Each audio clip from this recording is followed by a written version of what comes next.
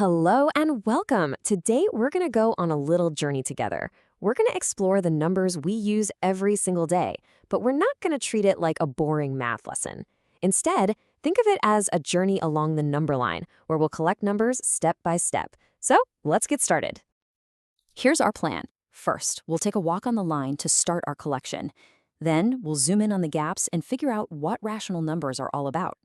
After that, we'll uncover some surprisingly sneaky numbers that got left behind. And finally, we'll see how we can actually visualize these strange new numbers. All right, let's jump right into our first section. It's time to start our walk and begin filling up our collection. Okay, so picture this. You're standing right at 0 on this number line, and you've got an empty bag. As you start walking to the right into the positive side, you just start picking up the numbers you pass. The very first numbers you'd grab are the ones you first learned to count with, right? 1, 2, 3, 4, and so on. These are called the natural numbers, and they just keep going forever. Your bag is already starting to get pretty heavy. So what if you turn around and head back to where you started? You'd come across 0.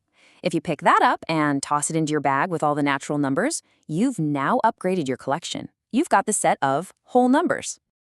But of course, the line doesn't just stop at 0. It stretches way out in the other direction, into the negatives. So let's keep walking and collect all of those too. -1, -2, -3. Now our bag is holding all the integers. And a little fun fact for you, the symbol Z comes from the German word zahlen, which literally means to count. Pretty cool, huh? Okay, so our collection is looking pretty good.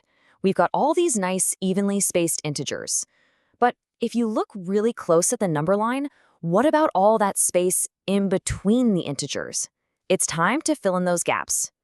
The numbers that live in all those little spaces are called rational numbers, and the name actually gives you a clue. It comes from the word ratio. Because that's all they are, ratios or fractions. Any number you can write as a fraction, like 1/2 or -3/4, is a rational number. So we've just added every single possible fraction to our bag. It feels like the line must be completely full now, right? Now, this is a really important idea to get straight. Is every integer a rational number?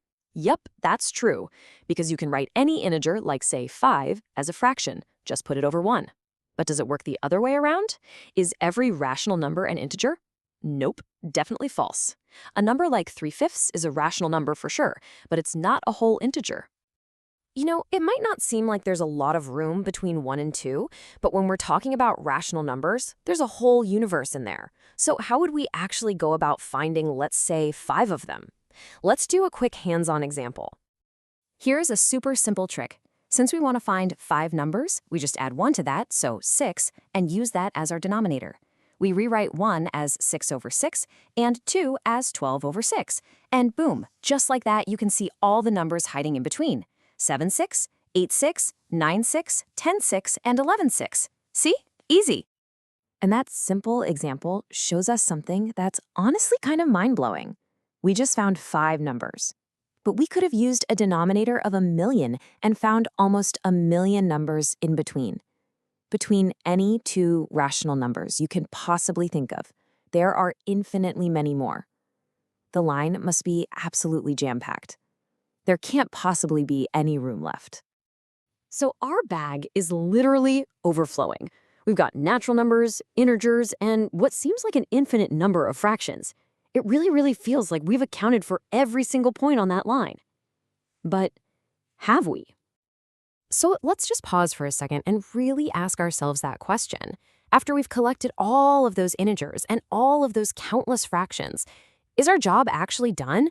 Is the number line truly 100% full? And here's the big twist. The answer, incredibly, is no. Even with an infinite number of fractions packed in so tight you can't imagine any space, there are still infinitely many holes left on the number line. And these mysterious numbers we missed are called irrational numbers.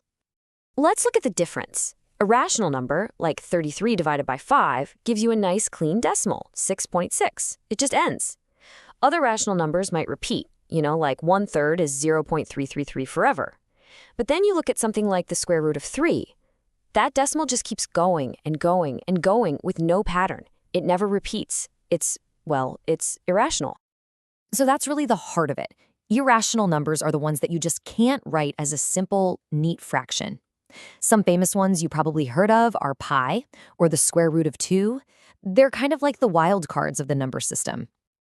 Okay, so I know what you might be thinking. This is getting a little weird, right? If these numbers have decimals that go on forever without any pattern, how on earth can we find their exact spot on the number line? Well, it turns out we can use a little bit of geometry to pinpoint their precise locations. And this is where geometry comes in to save the day. You can actually use tools like a compass and a straight edge to find the exact location of an irrational number. For example, using some principles from the Pythagorean theorem, you can construct a length that is exactly the square root of 2 and mark it on the line. So even though its decimal is messy, its location is real and exact. It has a home.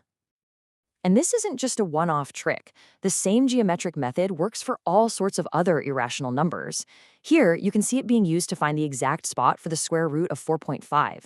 So even though their decimals look chaotic, their positions on the number line are perfectly defined and orderly. So let's recap our whole journey. We started our walk by picking up the natural numbers. Then we added 0 to get the whole numbers. We grabbed all the negatives to get the integers. We filled what we thought were all the gaps with rational numbers, and then we discovered the hidden irrational numbers. When you put all of these sets together, every single number we've collected, you get the whole shebang, the real numbers. We've finally done it. We've filled our bag, and the entire number line is complete. But you know how it is in math, right? Answering one question just leads to another one. We know the square root of 4 is 2, but what's the square root of -4? Nothing on our real number line seems to work for that. And that little puzzle, well, that's a journey for another day. Thanks so much for joining me on this one.